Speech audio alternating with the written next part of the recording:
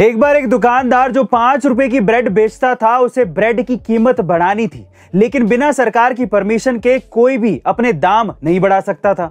इसीलिए वो दुकानदार एक सरकारी अधिकारी के पास पहुंचा और उसे बोला कि मुझे ब्रेड के दाम 5 रुपए से 10 रुपए बढ़ाने हैं। उस अधिकारी ने बोला, नहीं नहीं भाई, तुम 10 रुपए की जगह पर ब्रेड के दाम 30 रुपए कर दो।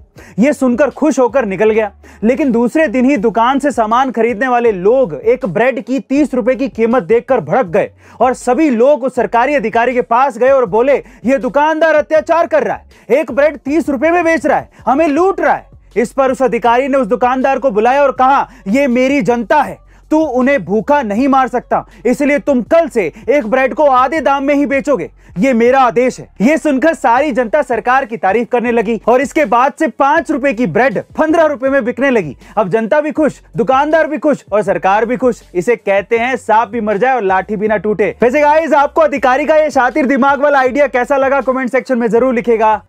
कैसे दुनिया का सबसे पुराना विश्वविद्यालय नालंदा विश्वविद्यालय आज एक खंडर बन के रह गया है।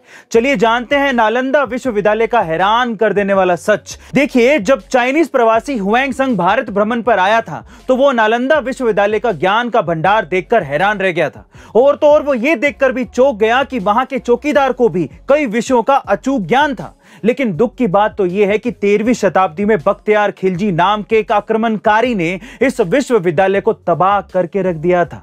कहा जाता है कि नालंदा विश्वविद्यालय की लाइब्रेरी इतनी बड़ी थी कि इसमें मौजूद किताबें आग लगाने के बाद भी 6 महीने तक जलती रही थी।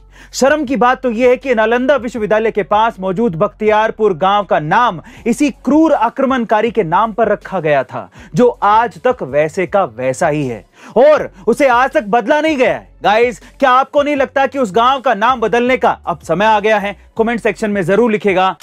हमारे भारत की स्पेस एजेंसी इसरो एक और बड़ा कारनामा करने जा रही है, जो अगर हो गया तो हर भारतीय का सिर दुनिया में ऊंचा हो जाएगा।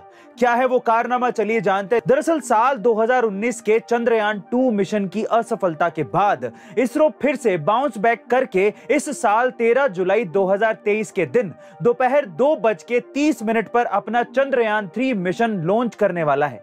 GSLV Mark 3 की भरपूर शक्ति के साथ चंद्रयान 3 श्रीहरिकोटा के सतीश धवन स्पेस सेंटर से लॉन्च किया जाएगा और अगर यह मिशन सक्सेसफुल रहता है, यानी लैंडर और रोवर सही तरीके से चंद्रमा पर लैंड करते हैं, तो ऐसा करने वाला भारत दुनिया का चौथा देश बन जाएगा। बस अब हम लोगों को भगवान से यही प्रार्थना करनी है कि इस बार चंद्रयान 3 मिशन सफल हो जाए, जिससे भारत एक नया कीर्तिमान रच पाएगा।